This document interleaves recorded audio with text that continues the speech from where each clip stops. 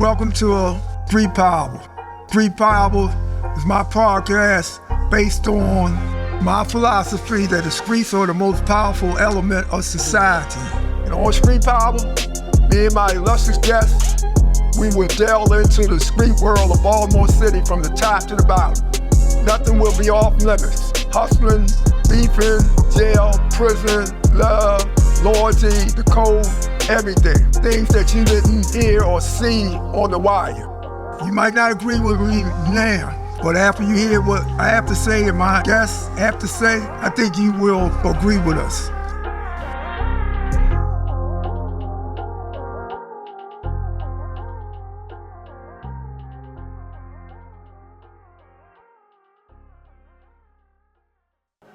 Okay, we're back with another episode of Street Power. First of all, I want to apologize for the delay, 4 months delay. A lot of shit happened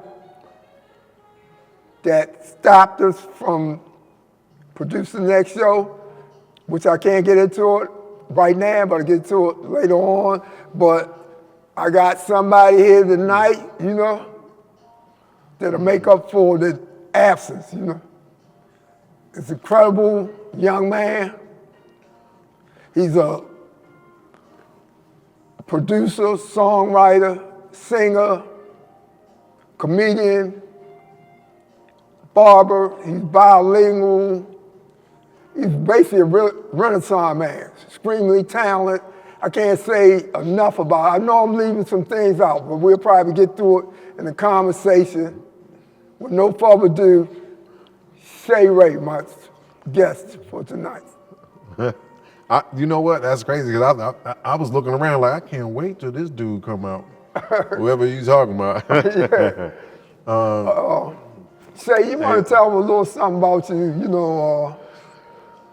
We can start out. How we met. No, let me before you say anything. Yeah, I got to hear your perspective on it. Yeah, I'm gonna tell you something. You probably ain't never know, right? All right. The first time I saw you was at the Nation of Islam meeting, Friday meeting. You got up and you spoke. And I was like, wow, this brother's intelligent and all that. Just after you made your speech, right? You was coming down the aisle from the podium. I got up, I said, brother, man, that was a fantastic speech you made and all that. And he was like, yeah, I know, you kind of brushed me off. I was like, huh? This is how I wanted to dialogue with you, but you this is how this interview gonna go, huh? Yeah, okay. So I was like, okay, cool, People gonna be looking for me after this show. They're gonna be like, he did what to Rudy? Yeah, I saw it different. I'm gonna wait though. Okay. But I waited and I saw you, court and we started kicking and talk. I ain't let that discourage me. All right. I ain't even call you a motherfucker. I was like, this nigga. Anything but a and I seen you, we run into each other, and eventually we started talking, hanging out, going down to the music room, and we became like the best of friends and all that, right? I remember you was giving the shows. We was giving the shows. Right. But you was giving the shows in the gym. Okay. Charging niggas a book of stamps. A book of stamps is like a fortune in there, but they paid it to come down there to show 200 people. Yeah, what was that? I don't remember the capacity for the gym, but we definitely went over capacity for the comedy show. But I've got to say this, right? Now from one perspective of how we met, that's the one you gave right there, right? Now here's my perspective. Now I couldn't remember the service, but after the service, I guess men got together on the rec yard and there was a cipher. There was a circle of men meeting. It was a conscious conversation going on. And this is the part I remember. And so I kind of walked over, and since it had a welcoming vibe, I stepped into the circle, and listened, and then gave my 2 cents. After I gave my portion of understanding, I was walking the rec yard. I kind of remember that. And Rudy walks up to me and he says, listen, Anybody with some level of intelligence, anybody with some level of consciousness, you got to spin the bin with me. And when we say spin the bin, you know, you got to walk the track and walk and talk. Walk and talk. So I'm like, okay. Now that's what I remember. That was the first approach. He was like, if you got your head on your shoulders, you got to rap with me. So we ended up walking the track, and you know, that's when we found out, you know, I don't deal with coincidences. We found out my name was the same as one of Rudy's sons. My oldest son. Right, and my birthday was the same as another one of Rudy's sons. The next youngest one. Exactly. And so, you know, we got to build and things of that nature, and before you know it, you know, it was found that, you know, Rudy had a great mind and degrees in understanding in areas that I would have loved to venture into, from the writing books. When you started taking me serious. When I started taking Rudy serious, right? So, which turned out to be advantageous to me. And so, you know, and then so came the builds, the creation, which it became an inspiration actually for a creation of a talk show known as More Than Talk. Yeah, tell me about the talk show. Right? Okay, so More Than Talk, it was spelled M-O-O-R, speaking of the Moors. And so More Than Talk, making conscious cool. There was a problem with everything seeming to be. What a Moor? You a Moor. Well, I'm a Moor, right. My full name would be Ché Ray L. Ché is a Moor, my son, who's present here in the studio at the night. Right, okay.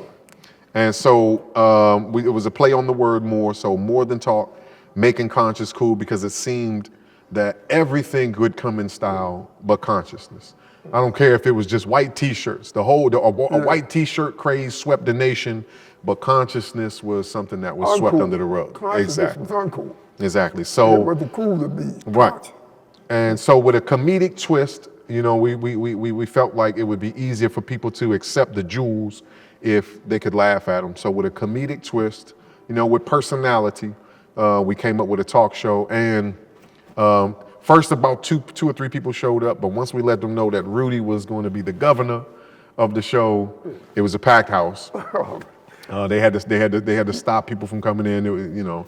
And people used to be outside, you know, outside of the room, looking in there through the glass. Exactly. Because the ones that couldn't get in, they used to be, but tell them when you realized, you know, you had a comedic talent. You know. Okay, they set me up to do comedy. I cut hair in the barbershops in the system, and you know, I would say certain things in there, and guys, they'd get to laughing and carrying on. And so one day somebody gave me the idea. They said, "Hey man, why don't you do a show?"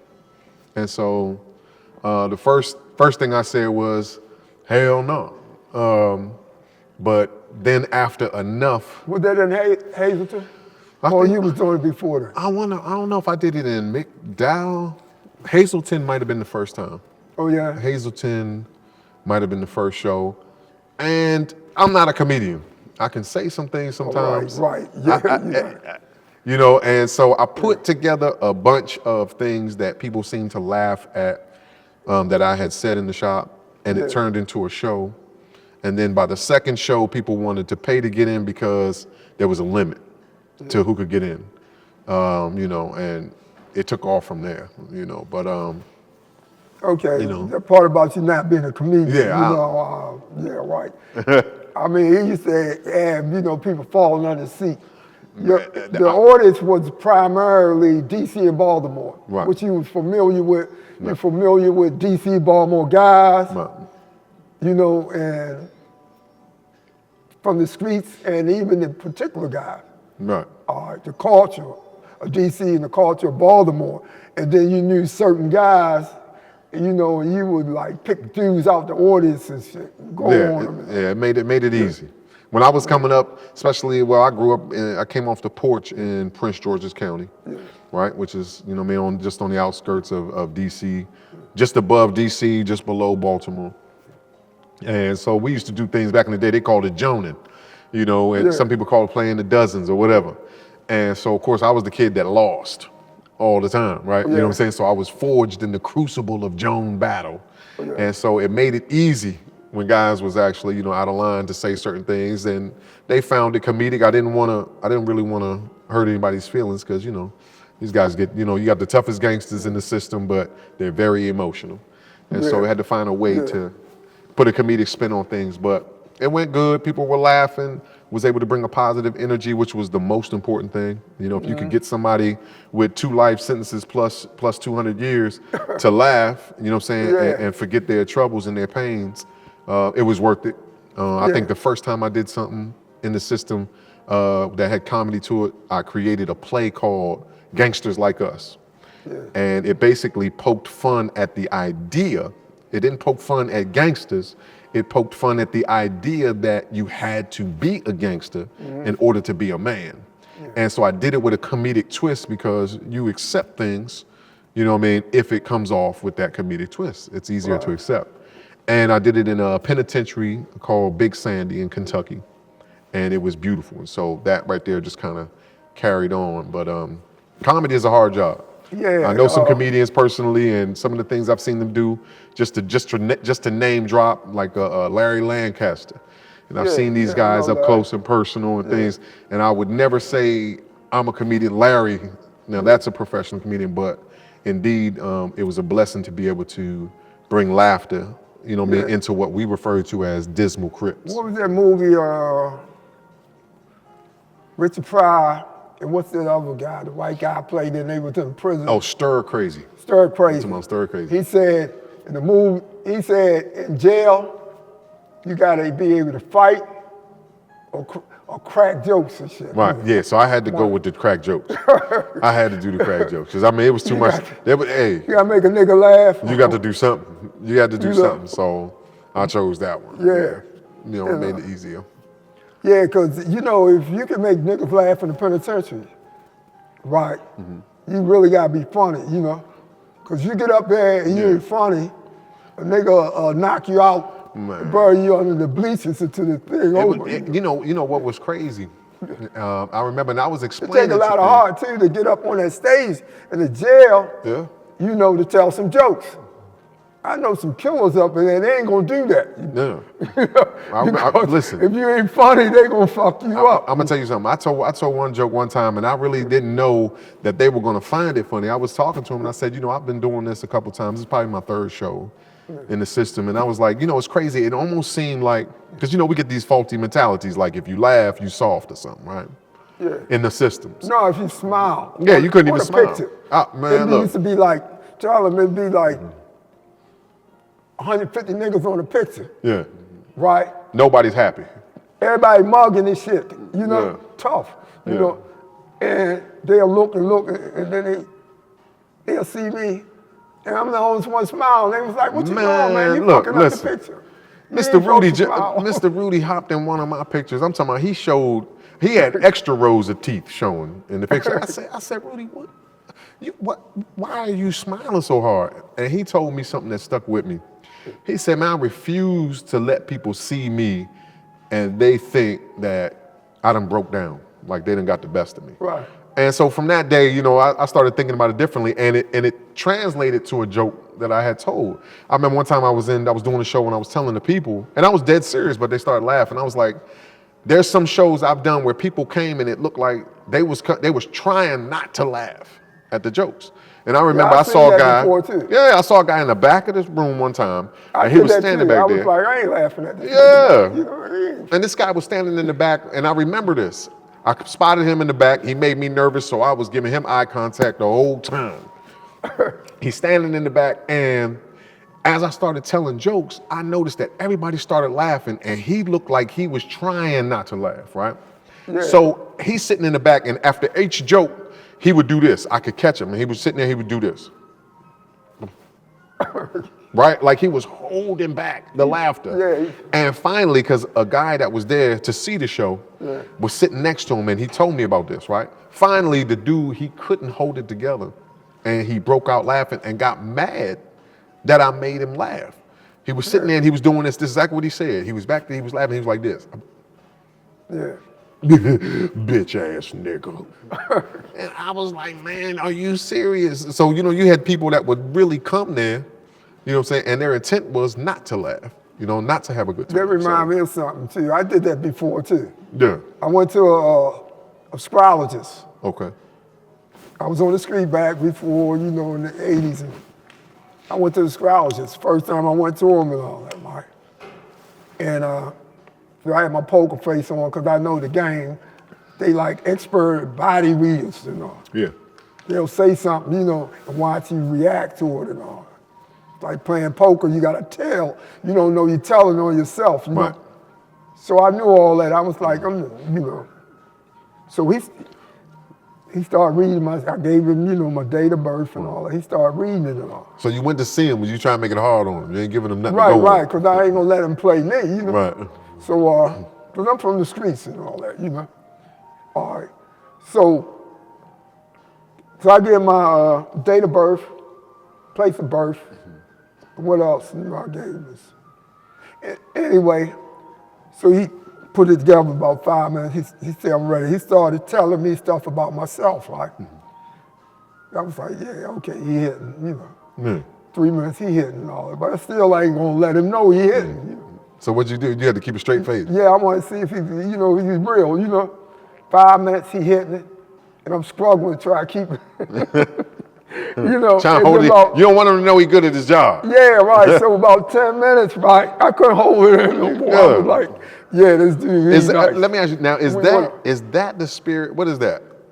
Like if somebody's actually good at what they do, but people are like, I ain't gonna let them know it. Yeah, that's what I did because I thought, a lot of them, will tell you big shit like, you call them up and they be like psychics. They be like, you got enemies, Who don't know that? Right. Your wife cheating on you. I know that. I've been locked up 5 years. What you think? What you think? I know she cheating on you. Yeah. God damn it, give me a lottery number or something, Yeah. Show me, you can't give me a lottery number, all that other stuff, Exactly. But I've never trusted it. I don't know if I didn't trust the tarot card readers and things of that nature, or if I just didn't want them to tell me something. Some of them is good though. Some of them is, some good stuff, But I almost you got to like, you got to test them. You can't let them work you, That's true. That's true. Because what they do, they be fishing, and once they hit a certain point, and they get some feedback, they'll keep going on that, Yeah. So let me ask you something. What are you doing now? What I'm doing now, what I ain't doing now, I'm doing too much, as they say, right? Yeah. But since I've been home, I've been doing plays. Okay. Like we was doing in the What's Gone. Yeah. I took it to the streets. Okay. Doing plays, comedies, and writing and stuff like that. Some parties. It was all fall under the umbrella of entertainment, like we was doing in it. Mm-hmm. I did podcasts. I got a podcast called Street Power. Okay. This that podcast? We on there, the podcast. Okay. And that's based on my philosophy, like, the streets got the power. What type of power I'm talking about? Right. It's intelligent, natural intelligence, creativity, and talent, Right. But they don't know how to use it. Okay. Streets are the foundation of society, Rap music, where it come from? Hip hop, the streets. Right. And right now, it took over the planet. It's the dominant music, it's the dominant culture and all that. Mm-hmm. But we don't have the business savvy or training and education to really reap the benefits of our own talent and creativity. Somebody else is doing that. If we make $1, they make $100. Right. So I'm saying, if the streets was able to learn the other side of the business side of the thing, harness, it ain't no limit at all. So it's geared like towards an awareness of the power that the streets actually possess. Yeah, the streets have the power. Okay. Turn culturally, the clothes, the music, the slang, the swag, everything, But we don't really, we don't exploit our own talents. Yeah, we let someone else exploit. And when I say streets, I mean prison, because prison is an extension of the streets. Okay. It's an extension of the streets.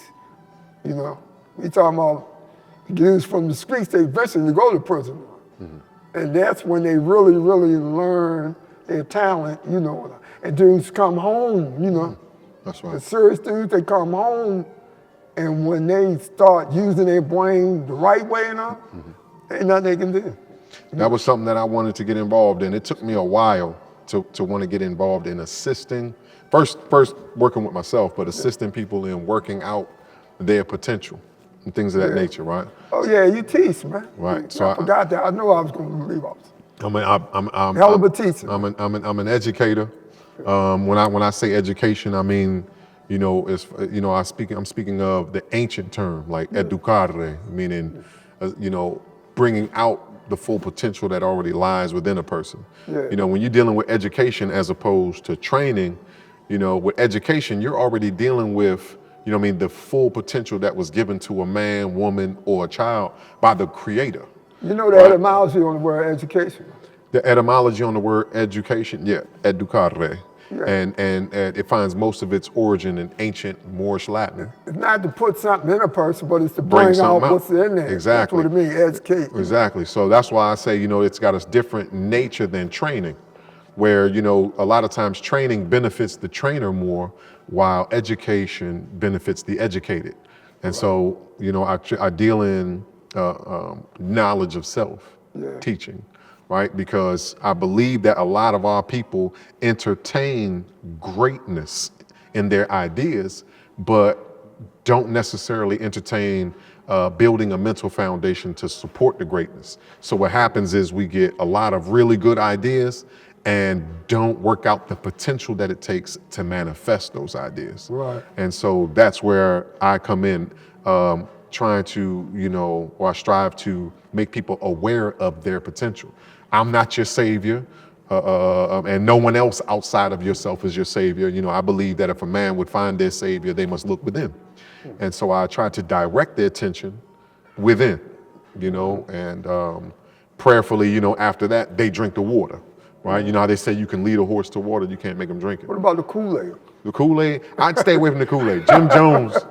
Jim Jones ruined Kool-Aid, right? Oh yeah. Stay away from the Kool-Aid. Okay. Right? Okay.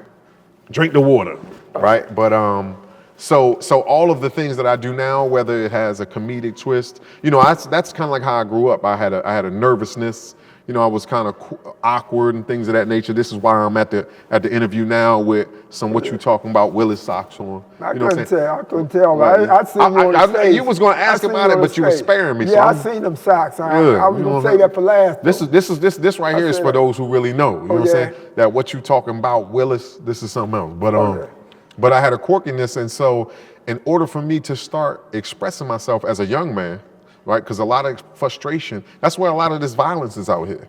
A lot of these young men, young women, things of that nature don't know how to express themselves in a way where they feel satisfied, where they feel like I've actually introduced myself to the world. And you know, when I was young, that's a good point. Because I was young and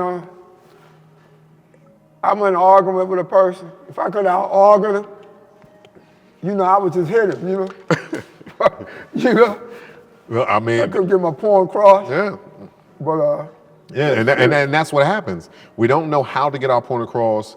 You know, it starts with the mentality, right? We don't know how to get our point across. A lot of times people enter into discussions thinking I'm supposed to be able to change your mind, not realizing that we're individuals and we really are just supposed to have a meeting of the minds. And if we can grow from that, then we can grow. If not, then peace be with you, you know, but you know, those types of things, these types of ideas have to be introduced by people that are influential, like yourself. Yeah, the person has to change their own mind. They have to, right. You present them with the other You just side. give them ideas. Yeah, You just give them they ideas. present you with the other side. Man needs a pattern for their life. They need a pattern for their life.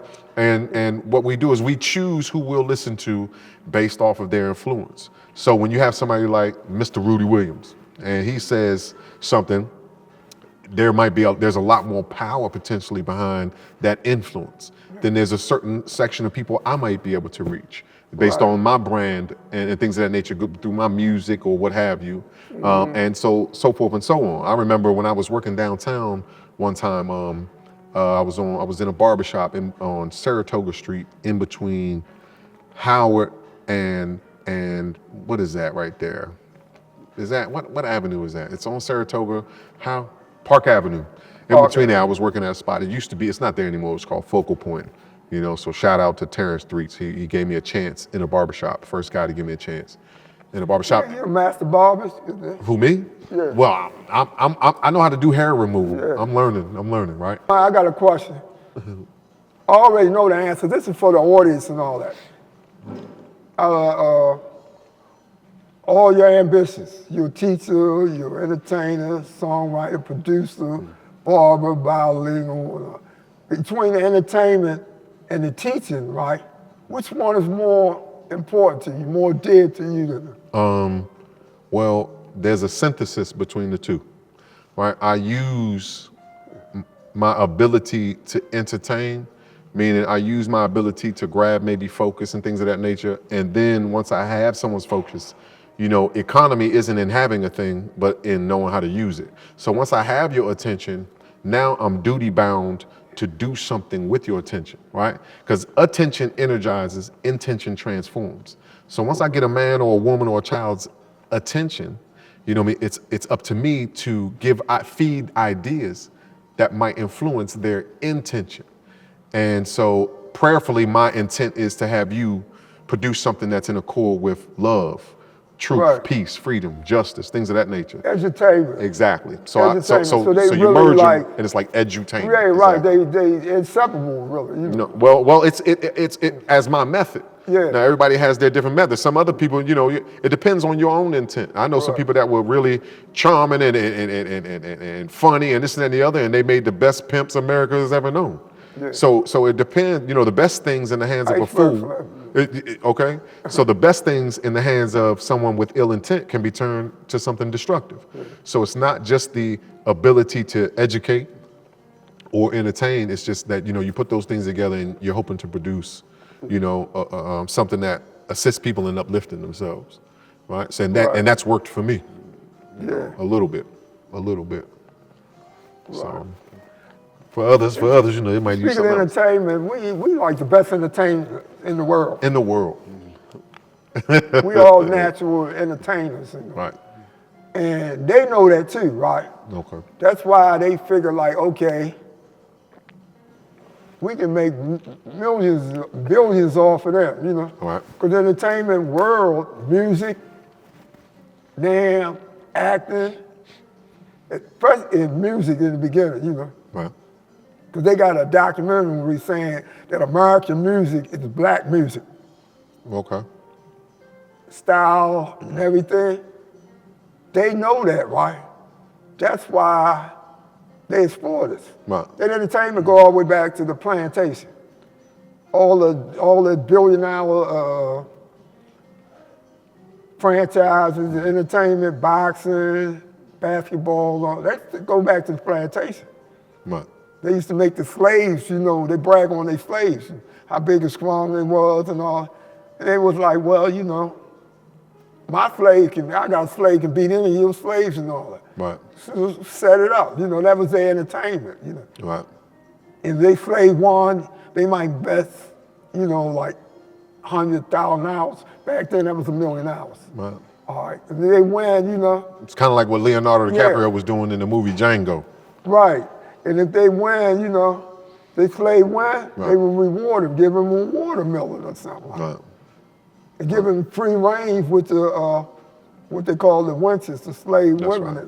Well, one of the things I realized as it pertains to like colonizers, slave holders, things of that nature is they misunderstood a lot of our abilities. So, for example, a lot of the things that we were doing prior to enslavement, you know, because our time doesn't start with slavery.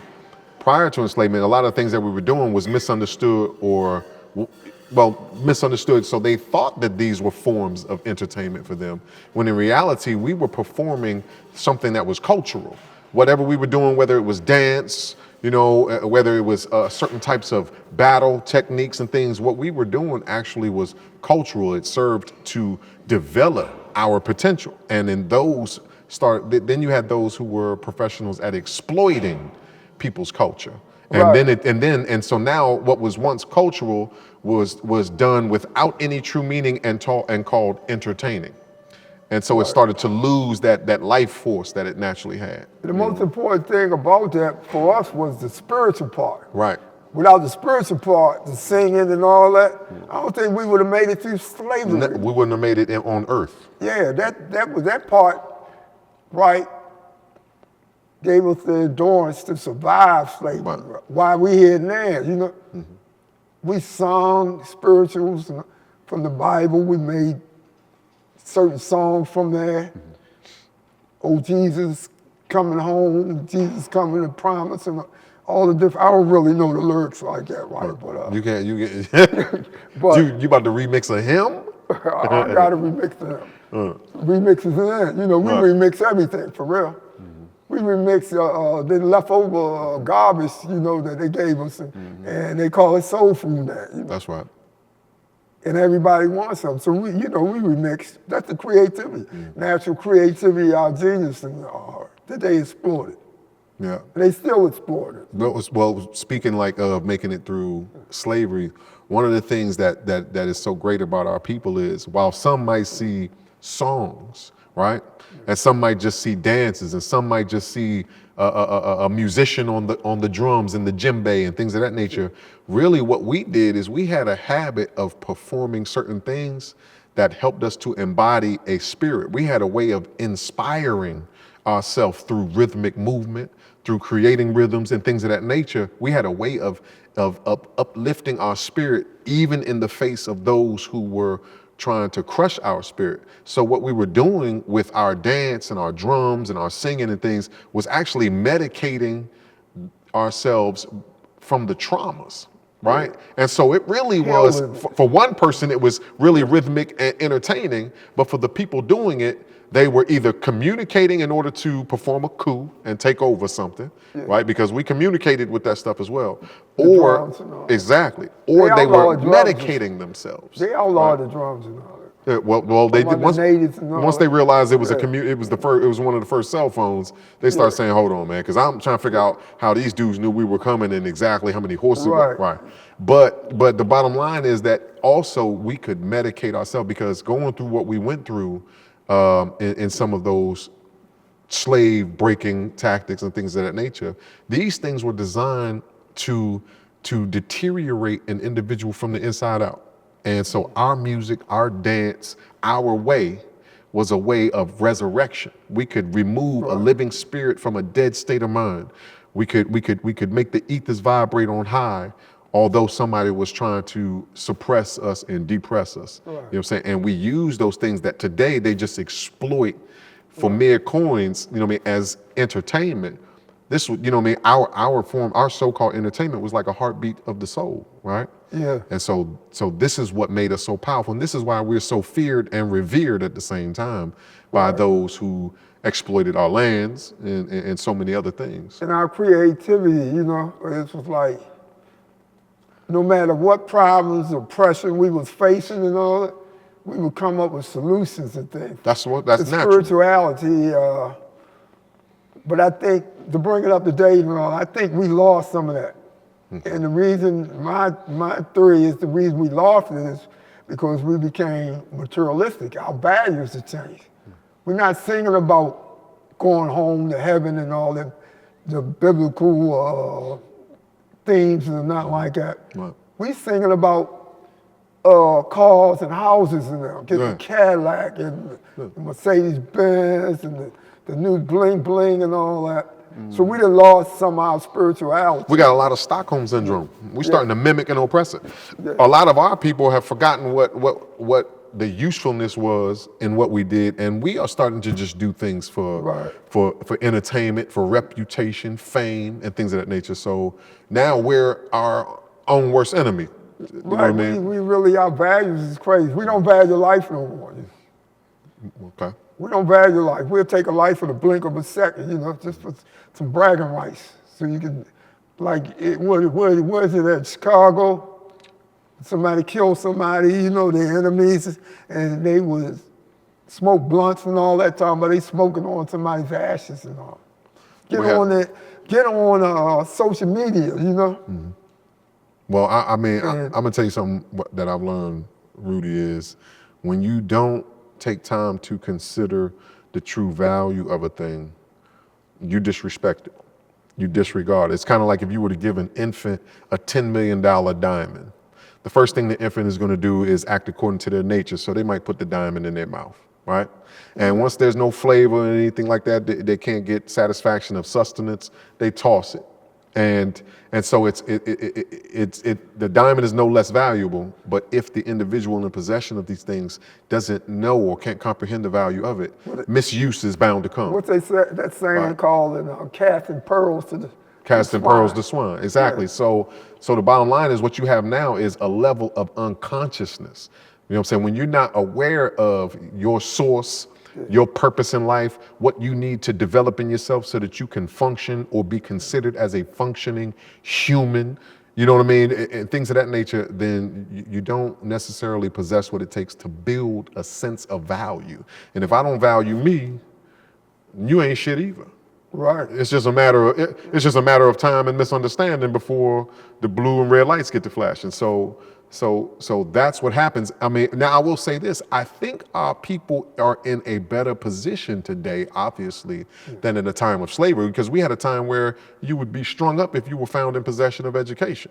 So today, it was illegal to teach a slave how to read. Right. So now, so what we're doing now is we're unfolding. It seems at a snail's pace, but we're unfolding. Frederick Douglass. He's a famous leader. You know. Right. He lived in the time of slavery. He was a young boy in Maryland, right here, and this white woman was what they call it, the mistress, and right. She snuck and taught him how to read. You know. Okay. Which was, was a punishable by death penalty. Yeah, the death penalty is. She taught him how to read, but that was at the tail end of slavery, right? Mm-hmm. That was almost at the end of slavery. Or at least it's lawfulness. He became one of the most eloquent oracle speakers that there is. You ever read his speech? Yeah. The 4th of July speech? Yep.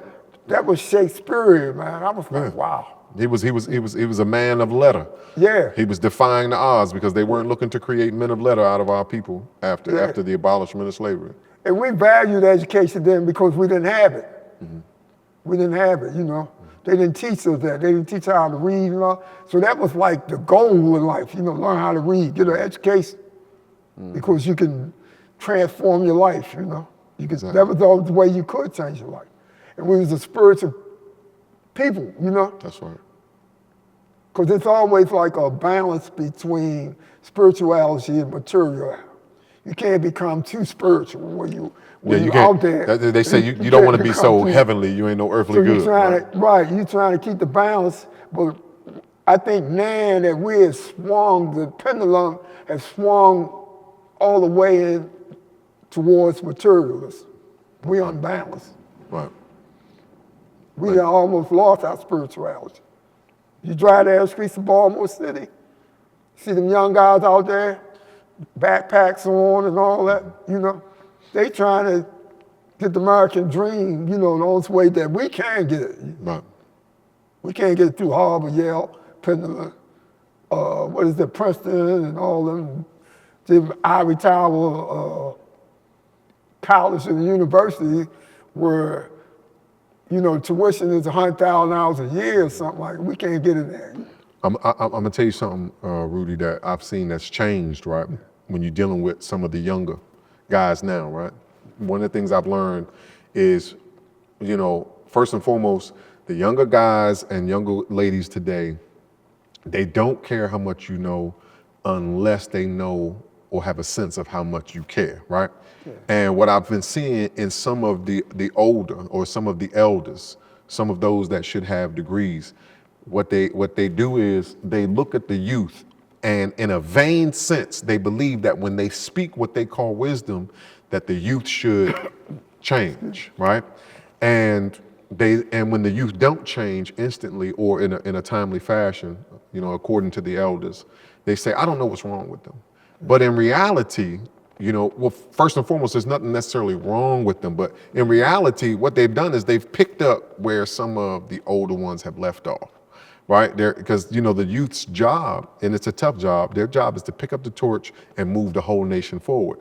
And to do so with a lot of limitations. Most of our youth are coming up, there's no father figures in the house. And even if there's a grown male in the house, he still is not a father or a man. You know what I'm saying? And so they're trying to figure life out with a whole lot of information being shoved at them. A lot of us didn't know what to do with the little bit of information we had. Now you have children that have these artificial intelligence devices in their hand being flooded with more information in a day than we would have got before the cell phone era in a decade, right? And so, what happens when you start to get things but you don't know how to properly use them is you act non-economically or ineconomically, whatever the word would be, right? And so what's happening with the youth now, and as hard as some people think it is, what's happening now is we have to learn to love them where they're at. Because there was a time, I'm sure, when yourself, just like myself, where there was someone older that looked at me and said, I don't know what's wrong with y'all. But in reality, what we are is a mirror image of things that were left undone, right? And so there's no excuse for the violence and the spirit of hatred, you know what I mean? Whether it be self-hatred or hatred for your people and things of that nature in the street. It's not an excuse, but there is an explanation, right? Because no one's doing anything new under the sun. People were murdering people back, I don't know what time when they weren't, right? Cain and Abel. Okay, so the thing is that, misguidance, ignorance, things of that nature has always led to a disharmony or injustice. But what we have to do as so-called masters with certain degrees that these youth don't have is we have to become master educators. Everybody wants to still teach the same old way, but there's different enemies. Like I told you. We got to innovate. Exactly. Education has to be innovative, right? I told somebody one time, right? I told him, I said, listen, imagine if the best of swordsmen in ancient time, but imagine if the master of swords and shields was trying to train people today for warfare. In a time where warfare still happens, but people are using automatic weapons and bombs. Right. I don't care how much of a master you were with a sword. This ain't a X-Men movie here. The average kid on the street got a Uzi somewhere. Exactly, you would have a problem. So the war is still the same, but they need different weaponry. They need different ways of truly defending themselves. And I mean from a psychological standpoint. Technology is really, my study of history, technology is revolutionary, because whatever class mastered the new technology, they the ones gonna become the rulers. And I agree. Machine gun changed world history, Yeah, the technology can be, it is revolutionary, but the problem with technology is it isn't necessarily evolutionary. So you can get a fool with something that's revolutionary in his hands, but without a knowledge of what to do with it, he doesn't evolve with it, right? That's the world there, It's the world leaders, the world situation. You got enough nuclear bombs to destroy this earth 1,000 times over, and the men got them, and all this power in their hands. They got the power of the creator in their hands, but they don't have the wisdom and the intelligence, experience, Right. So it's just a matter of time. Or the objective. They pose to destroy themselves. Like right now, we headed for a hot war. Not a cold war, where they actually just try to undermine each other, without shots fired. We heading for shots fired. With the bombs and all that. I was like, because I like to watch Trump. He's very entertaining. Man, he's the funny best. As hell. He's the greatest show on earth. Yeah, he'll look at you with a straight face, serious enough, and tell you a goddamn lie. And he know you know it, and everybody know it. But and he don't care. Yeah, he'll stick to it, He don't care. And he'll stick to it because he know he can sway a lot of people, You stick to it, and people hear something over and over again, they'll believe it. They'll believe it, If you tell somebody something over and over again, they will believe it, and that's what the propaganda is based on. All the manipulators and the wizards and all that, they know repetition. People ain't got to know that, they ain't got to see Saddam Hussein with the bombs, weapons of mass destruction. You just gotta keep telling them he got it, you know? Right. And they will believe it, you know? And that's how it works, you know? Okay, Ché, now that you home, man, and you fresh, you like a virgin out here. Man, this thing, You know, it ain't hit you yet, you man, know? it's hard to cross the street now. It ain't, you know, I was the virgin, you know, 4 years ago, you know, but now, I'm like run down, you know, with the same problems as everybody else. I was happy-go-lucky, you know, for a while and all that. That's gone now, you know. But you know, it's not like that virgin feeling after you did all this time, you come home and you just fresh, you know. Nobody can discourage you, tell you nothing. You know how bad it is. No. Can't trust nobody. It's terrible out here, you know, and all that, you know, that spill, you know. Right. I'm sure you probably heard and all that. But, you know, so now that you out here and how do you feel, man? How do you know? It's a blessing.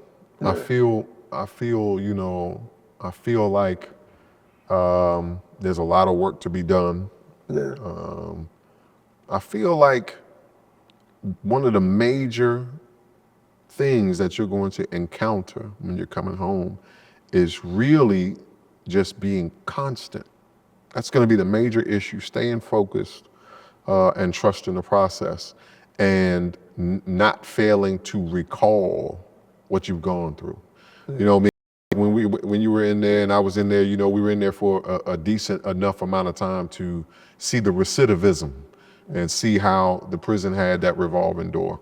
And so we saw those who failed to plan, we saw that they had planned to fail, right? And they kept revisiting. So coming home right now, how I felt first and foremost, you know, being able to kind of have my independence again, you know, it was a great feeling. But at the same time, you know, I realized that I had to stay focused, and that focus had to be something that was constant. You know what I mean? Because, you know, I understand what's waiting. You know, what's that commercial? I don't know if it's a hotel commercial, and this is not a shout out to them, but they have a hotel commercial where they said, we'll keep the light on for you. Oh, yeah? And that's what I think the prison probably was the first one to have that slogan. Yeah. You know, so with that said, it's beautiful to be home, but I recognize there's a lot of work to be done. So it's not just a celebration, you know, it's work hard, you know. Man, I'm gonna be truthful, man. I couldn't wait for you to come home, man. Man, you too? I was like, man, when that brother come home, it's on the pop. But I was actually like, wanted to know when you was coming home so I could come down there and get you, you know? Man, my wife would have killed both of us. I know, you know. Yeah. She said, I'm here and you not. No. Yeah. But I mean, it's beautiful when people that are doing things hoped and wished that for you, you know? It's like, it was reminiscent like when Suge Knight got on the private jet and went and got Tupac, put up $1 million to get him and all that. Yeah. Now listen, if you was gonna put up $1 million, my wife, she could have waited. No, I ain't had $1 million put up, but it was the concept, you know. Right. The concept was the idea, you know. Right. I probably could have came down there and got you in a limousine or something that, you know. But yeah, I couldn't wait for you to get home, man. And I was like, yeah, because I know how we collaborated in there. Because, you know, we kind of complimented each other, you know, because you was more structured, organized than me. I watch you work, you know, put together a plan and execute it from point to point. I can do that, but that's not really my forte, you know. I'm like a inspire. I give people inspiration and kind of like keep it going and all. I don't like get bogged down in details and all that. You know? I'm kind of like hands off, laid off, you know, even when I did the play out here, you know. Mm-hmm. And that's how he, for anybody that doesn't know, he had garnered the name, but people gave him the name, the mayor, right? So when we were doing certain things in the system and things of that nature. Oh yeah, I earned a lot of titles in the jail world, you know. Right, this is who you would go and run it by. Yeah, you know what I'm saying? You doing what? Man, call Mr. Rudy in here. They called me, Lewisburg, the master of the game. I was teaching the youngest. Okay. You know, just a conversation with like a school, you know, like a mobile university, man. That's right. You know, and walking the yard, you know. We walked the yard 2 or 3 hours till they call recall, you know, and building and all that, right? So they gave me the title, you know, Master of the Game. Master of the Game. Then they gave me the Oracle title. Okay. And they called me the Guru, you know. There's some more though. The Guru, you know. Okay. They had a lot of titles in there, right? The mayor. Yeah. Steph Curry. Yeah, y'all had the basketball game. Steph Curry. What? Listen. Yeah, that's the first thing they asked Now you, listen, right? this. That's how you know they know me, right? Look, watch this. Watch this. Mr. Rudy outside, he fussing. I said, man, what's going on, Mr. Rudy? He said, nah, man, because these niggas think I'm soft. You know, going to just let me make a layup, you know? Yeah. Shit. That light-skinned nigga ain't gonna... Listen, I'm talking about he's going off. And I'm like, what's going on, Mr. Rudy? So we ended up building, and he told me, he was like, you know, I could have played ball out there and things of that nature. But you know, man, I don't know who they think I am, this and that. I said, well, listen. And Mr. Rudy will call you out in the system. I don't care who you was. I don't care how old you were. I don't care how big you was. He was on the court in the federal penitentiaries playing one-on-one. I'm weighing 150 pounds. I had dudes that weighed 250 pounds. Man, but they let him score. He hacking me, you know? Yeah. Did he beat you? Yeah, he beat me, but he was hacking me. So watch this. and what he'd do is he also knew how to challenge people that wouldn't come out there for that jumper. They just, you know how we gamble, oh, he'll miss this one. And he was killing them. This is how he got the Steph Curry thing. Yeah. So fast forward, but get on track. He and I meet out here at the basketball court, and I'm like, well, Mr. Rudy, I don't know. I see what they calling you, but they were calling me. One person beat me more games. They were calling me. I beat him. Nothing special, you know. Everybody had that name, right? The name they gave me on the basketball court was Tim Duncan, but it was Tim Duncan, right? So I go out there with Mr. Rudy, and every play, I'm fouling him straight like that. I ain't giving him. After this game, he wasn't feeling like he was, and he would never give up. I'm talking about he's coming in for layups. He's trying to do spin around. I'm getting mad because I'm like, you know, you too old to be. And I mean, we battled out there on one-on-one, games after games. He won. I took it more personal when he won than we when could be I going won. 11. We could go 11 by one. Yeah, he didn't care if I won, but when he won, he could have me 10-1. You know. And then I let him shoot. We ain't gonna start over. We gonna finish this game. You gotta beat me. You know? Yeah, he just. I'll come back. He ain't get the memo. You know? But listen, I could have him that. We can go to 11. I could have him. It would never be 10-1. I might. Let's say I got him. I got 10. He's got 5. No, check the ball. Stop running your mouth, bitch, nigga. I'm like, dang, Mr. Rudy. And this is what we had to go through out there on that court. We weren't friends, and I mean, and it was inspirational because I didn't know how old you were.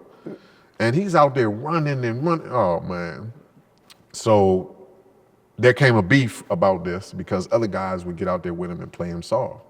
And so he wasn't going for none of that. So I fouled him, knock him down out there, everything. He was like, man, you doing that to him? Man, listen, man, this dude ain't what he looked like, man. It's a curious case of Benjamin Button out here.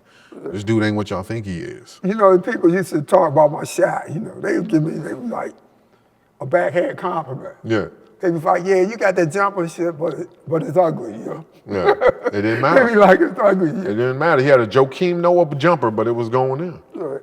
Yeah.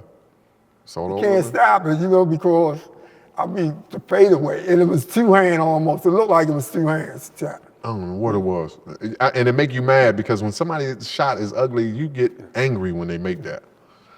Angry. I don't know how you was getting it off. You say you still playing? Yeah, I still play when I get time. I can't play no more. My feet. I play my son and all that, right? You know, we've been playing since I've been home. Okay. And he finally beat me a couple series and all that, right? Okay. He didn't win too many of them and all that, but he finally beat me too soon. He don't give me no shots. He be on me like chasing me around and stuff like that. He way taller than me too, man. Yeah, well. I wasn't letting you get that stuff off, them jumpers. But I can't do that now. My feet don't forgive me anymore. When I beat him too, he got this, you hacking me, you hacked me and all that. You was a hacker though. Hacker? No, man, they called me the glove. He used to be so bad, he's the only person man. Listen, in the history of the game, he's the only person I ever heard in basketball get called with a roughing the kicker foul. I was like, man, you're doing too much out here. They called me the glove, man. I'm the littlest guy on the court. Now they talking about I'm hacking. You know, man, you hack too much and all. I'm like, man, I ain't hacking. You was fighting. Yeah. You was out there fighting. But I mean, that's what you did. That's what, hey. When I was growing up, you couldn't, if you were the taller guys, you couldn't call foul. You couldn't say nothing. If you ain't bleeding, you can't call it. But the thing about being in prison, though, that got us through a lot was the entertainment, you know? Mm-hmm. We had to find and make entertainment, you know? We like duplicated a lot of shows, and you know, we had a show, More Than Talk. That was his show. Every Monday, right? And we had to come up with a concept.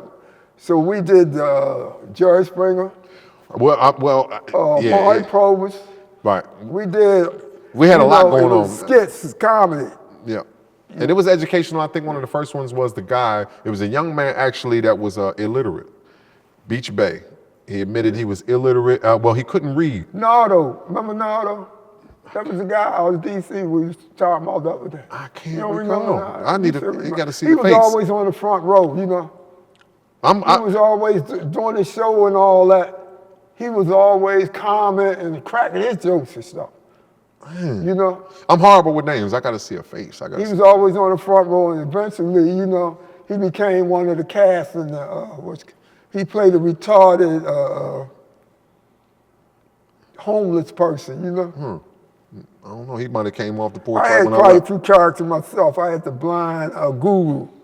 I was a psychic, you know? Oh, my goodness. So I would sit there, you know, and talk, you know, and answer certain questions to the audience. They would ask me questions and stuff like, you know, I've been locked up 5 years. Could you tell me what my wife cheating on you? She was cheating on you in the streets, man. Listen, 5 years, you goddamn right she cheating on you, you know? Man, he didn't have any, this is the thing, there was no cut cards. There was no cut cards, and so, I mean, but that was one of the reasons why people gravitated. And the people being the artists with their radio, right, pretending it's a cell phone, and they call it, and I got the phone, you know, and they asking me questions and shit, you know?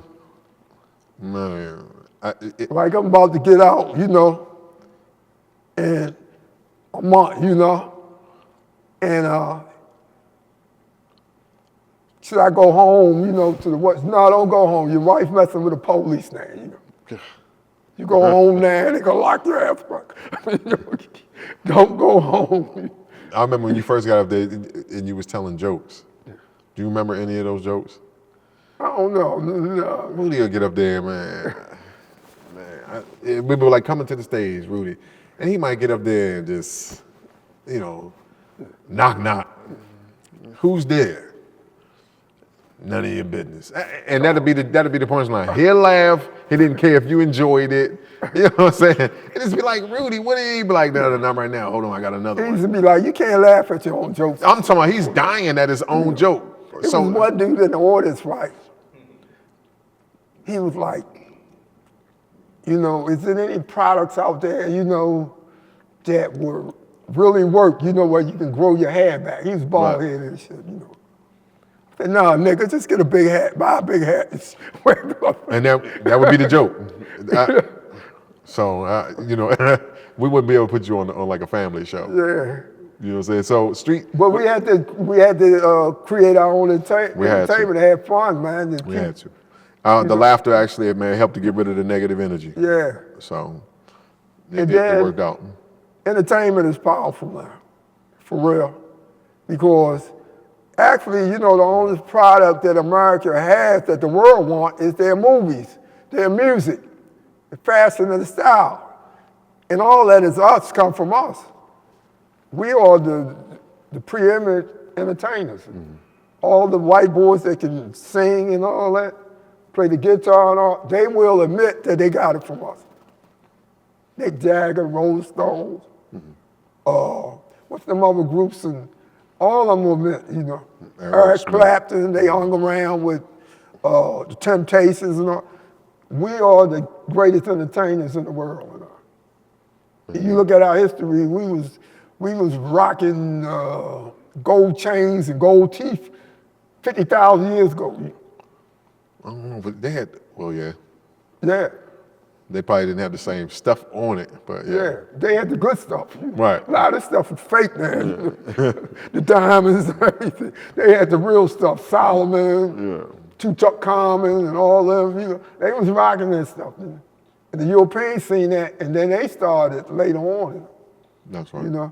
So we are the greatest entertainers in the world, and without entertainment, where would the world be for real? In sports, movies, singing, everything. That's right. And we're coming into our own now, for real. That's the easiest way to get $1 billion. I know a lot of drug dealers, but they ain't make no billion, in entertainment. They ain't make nowhere near $1 billion. But you got young dudes, rappers out there, hip hop moguls and all, they billionaires and all that. They don't like it. Right now, it's open season on them right there. They going at them. They setting them up to get that money back. Mm-hmm. Or they set themselves up. And they don't really want no successful, images out there and all that, right? So they got to corrupt them, Mm-hmm. I mean, they human. They probably had flaws. They probably had a, little freak off, Man, I was about to ask you what's your views is because you steering close. What's your views on Diddy? On Diddy? Because you talking about billionaires, you talking about people. I'm not a Diddy fan. I'm really not a Diddy fan and all that because he was arrogant, cocky, and that's just being young. That's being young is success and to make you cocky, right? And he's very cocky and all. But a lot of us like us, it's being human, but the thing about it is, I don't think he's a monster that they make him out to be, Right. It's open season on it, and I don't like, because I done been in that situation when the feds come at me, right? They know a lot of people don't know you, right? So the people that don't really know you, they can say anything about you, and the people's gonna believe it or not. Right. So I know what they did on me. I'm reading the newspaper, of them talking about me, and I'm like, I got whiplash, some of this stuff that I'm reading about, man. They say I was in, one time they followed me and watched me, and I was in McDonald's, right? And they saw me signing autographs for kids and all that, Mm-hmm. They said the drug dealers, this is a big drug dealer, he's like a movie star, he's signing autograph. When parents read that, they ain't gonna like that, because, they don't want that to rub off on their kids. Right. But I'm like, where did that come from? I ain't signing an autograph. If it got any truth to it, it was probably I run into somebody, that I knew and I ain't seen. We changed numbers and all that. But they spent it as they always do. And they talking about I'm signing an autograph. If anybody know me, right, the way I dress, my lifestyle, the family thing and all that, I portrayed anything but a drug dealer. I didn't wear no big jewelry. I wore suits, carried a briefcase and all, and had offices that I went to. Even though a lot of people wasn't fooled by that, What? I ain't think I was fooling certain people by that. But I'm saying, even if kids know I'm a drug dealer, then I'm a smart one, just to, don't be like that one in the street. If you're gonna be like a drug dealer, then be like a businessman, somebody, that got goals and that makes sense. A family man.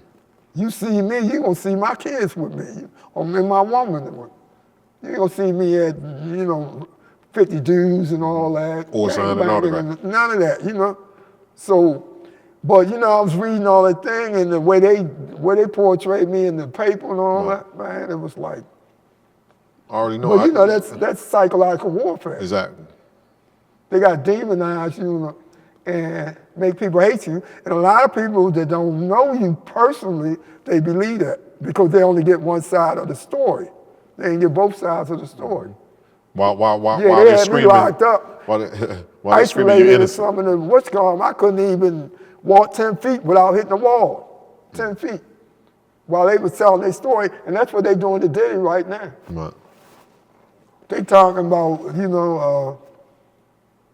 him influencing, the people out there he's trying to influence. How you gonna influence somebody from MCC in a cell, His family put up some Christmas pictures around the holiday, and they said he was trying to influence people by projecting an image that he was not a monster.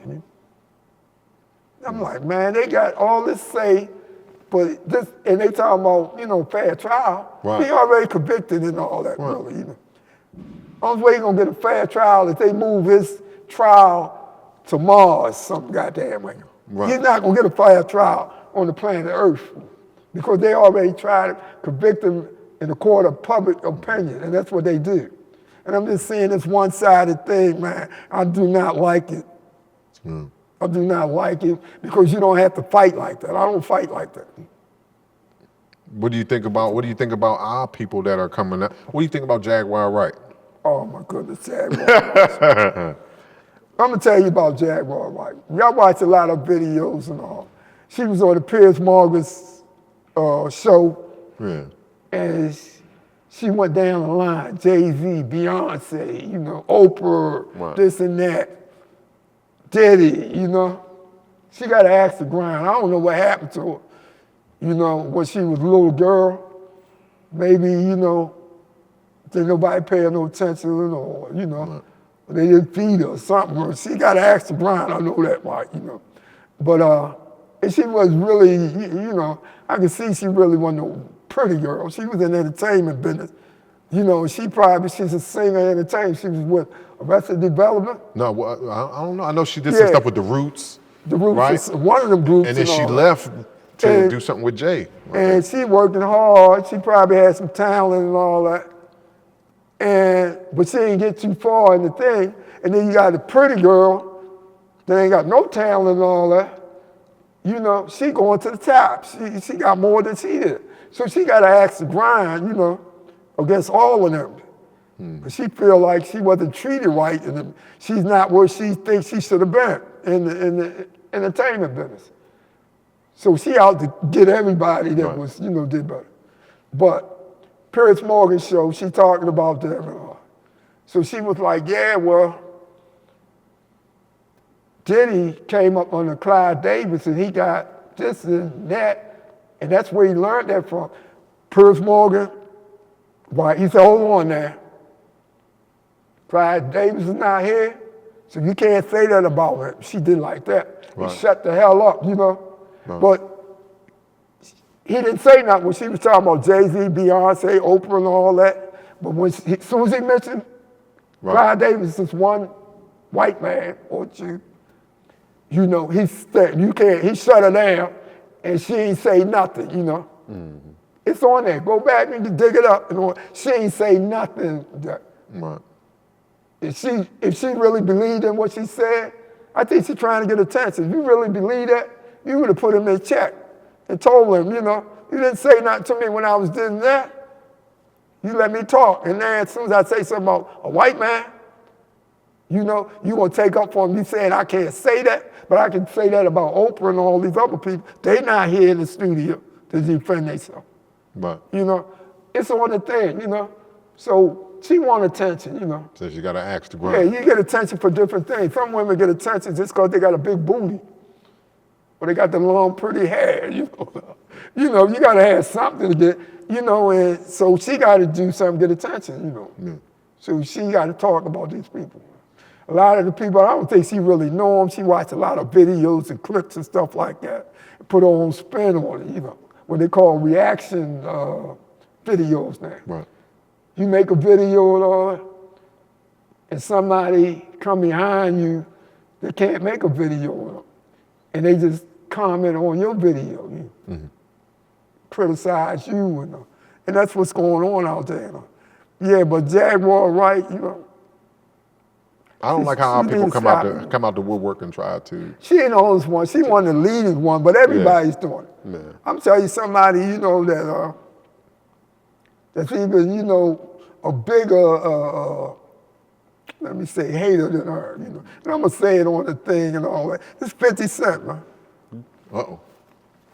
It's 50 Cent. All the stuff he's saying about the people, you shouldn't say that about the people. Like, it's like airing your laundry, your dirty laundry in the public. We all family, you don't supposed to do that. You got something to say to me, pull me up and all that, this and that, but don't try to leverage it, you know? That's what everybody's doing there. They try to leverage your flaws and all that, which everybody got. They find out you got some flaws, and they gonna run with it. Yeah. So they're getting paid for slander. Yeah, and they give them the spotlight to play us against each other. Oh yeah, well you can come on my show, you know, and talk about. Yeah. Who did that? You know, somebody's family did that. You know. Drama's winning. Jennifer Hudson's family did that to her. I think I can't think of it right now. I just read about it. But you know, drama is winning. That show you the sickness of the society. Yeah. Drama's winning. It's entertaining if I slander you. It's entertainment. What's her name? Megan, the princess, the prince over there. Okay. I know exactly. What's her name? The prince. What is it?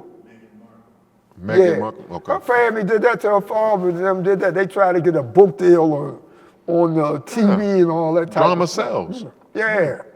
They try to exploit. Or, you know, I know things about my brother that people don't know. Oh yeah, well, you willing to come on my show and you can do a blood test on a nation and find the illness inside of the body of the nation based off of what entertains them. Yeah. Whatever I can hold your attention with, it's showing me the nature of your mindset. So when everybody screams, you know what I mean, when hypocrisy raises its head and everybody acts like they want justice, right? And things of that nature, and everybody's innocent until proven guilty and things of that nature, but they go on these campaigns to slander you and put out things that, you know, at times where you can't even face an accuser. You know what I mean? So if I'm famous enough, you'll just listen to me. And like you say, you know, when you feed people enough of something, they become it. You know, they start to embody it. So if you can feed me enough lies about Mr. Rudy, then I will become someone that reproduces the lies about Mr. Rudy. People become what they hear and see. Exactly. So if it's not cut at the roots, it'll start their fruits, right? Yeah. And this is the thing, what people have to understand, because some people will stand back and be like, well, look, I didn't say it, and I didn't do it, and I ain't Diddy, and I ain't Jaguar Wright. But this is the thing: when you draw the blood of a nation of people, right, you can tell their diseases by what entertains them. Right? And so when you sit there and you are feeding off of this drama and this slander and this hatred and this backbiting and things of that nature, when that's what you're feeding off of, what wonder then, you know what I'm saying, what you start to produce. Right. You see what I mean? So these things have to be shut down, and certain types of producers and radio talk show hosts and things, they got to stop being hoes.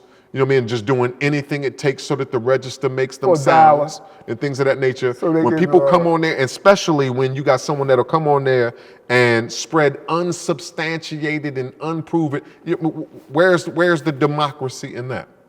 You know what I'm saying? Where I'm already guilty in the public eye. See, this is what they used to do back in the days, back in ancient times, where I couldn't just kill the man or the woman that I wanted to get out of the way. First thing I had to do is I had to demonize them in the sight of the public, and then the public won't care how I deal with them. You see how they react, you know? If they like turn a blind eye, or if they enjoy it and all that, then they know they can move them, like they doing with Diddy.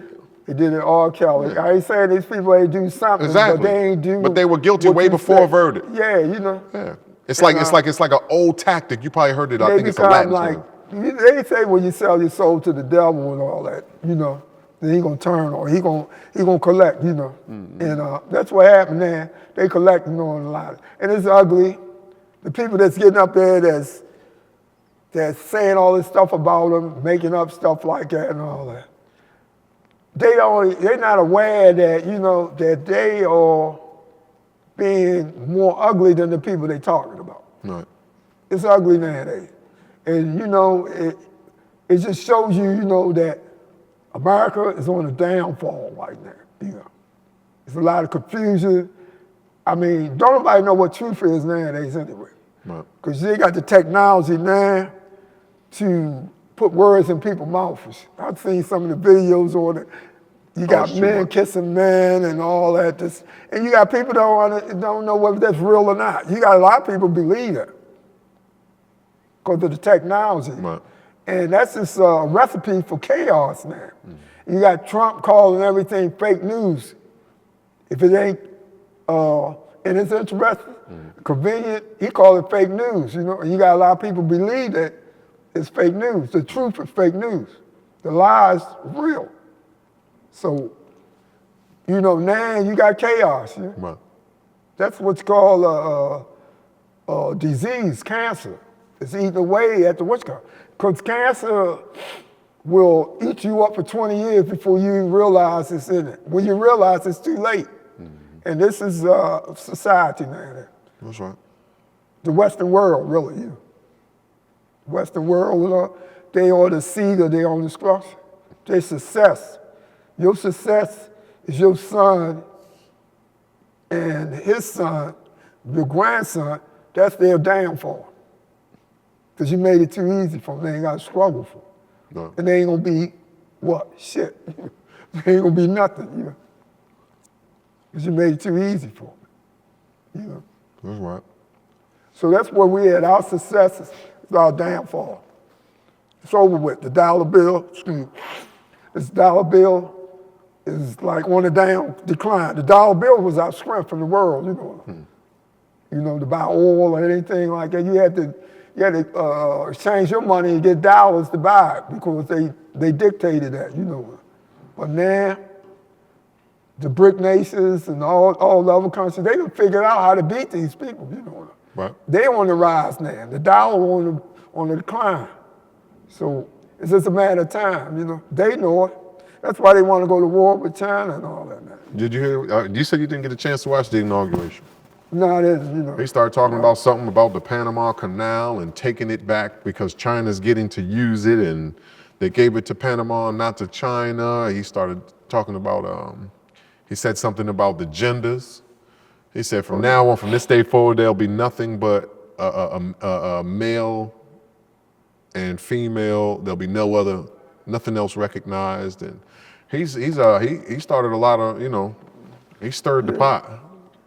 But certain things he talked about doing, to speak to your point, as far as, you know, what I mean, certain wars and things of that nature, is him talking about taking certain stuff back. You know what I mean? That Right. China has their hands in. So Well, he mostly talking all. He ain't doing it. That'll get him votes, man. He, you know, got it back in the White House and all. right. But he know he can't do all that stuff like that. I don't know. I feel like he can cause some confusion then. No, I don't think they want no war like that. We need to get him. You need to get him on the show. Yeah, I'm trying to get him on. He won't answer the phone. He's busy, you know. That's what we need. You need to get him on the show. Yeah. You know. So, but They say the next presidential election, yeah. social media, the internet, will be the primary means of campaigning. It's going to be bigger than TV. Yeah. I think they're doing that now. That's how big it becomes. He did a lot of his interviews on social media. That's why he got Elon Musk, who bought, Twitter, and turned it into X, you know. Okay. Because they borrowed Trump off there, right? He bought it and, you know, and reopened his account, you know, because they was lying, they was fact checking it. Right. Like, you lying too much, man, we gonna close you down. You know, so they shut him out a couple of social platforms and all. Right. He bought him and brought him back on there and all that, so he was like, okay. Did him a favor. Yeah. He said, look, man, you get in office. But Elon Musk is the treasurer now. No, I'm talking about he's not the news. They invented a office, a department for him, you know, position. For Elon Musk? Yeah. I don't know why I thought that they made him something at the I don't Department of think they'll Treasury. make a treasurer and all that, right? That's really, you know, behind the scene and all that type of, the bankers, the banksters, the international banksters. You know. Oh, okay. Okay, I thought that They the kingmakers behind the scenes. They the ones that made him, Mark Zuckerberg and Bill Gates and all. They be thinking they the richest men in the world. They not the richest men in the world. They the richest figureheads in the world. But I think it's time to close it out. I thank you for coming on. It was a pleasure. It is a pleasure and an honor. It's like going down memory lane and old times and all that. And this helps me because every time I say I know Rudy, they say, no, you don't. Now you got the proof. No. Mr. Rudy, man. I'm gonna need that too, but when you blow up and all that, then I'm gonna need proof that I know you, you know. Oh, man. But well, I hope you come back on again anytime. in 3 months, you know. I'm gonna see if you say the same thing about coming home and oh yeah, I wanna know what you're gonna say in 3 months. Well, let's see. But I wanna thank my audience for tuning in. I wanna thank my, like I said, my technician, nephew, Sean Banks, as usual. Without him, wouldn't be no show. And I wanna thank everybody else, you know. All right. Good night, have a good evening. Street power. Street power. Shout out Street Power. That's a slogan, 2025, you know? We're gonna show them what the streets, power the streets can do.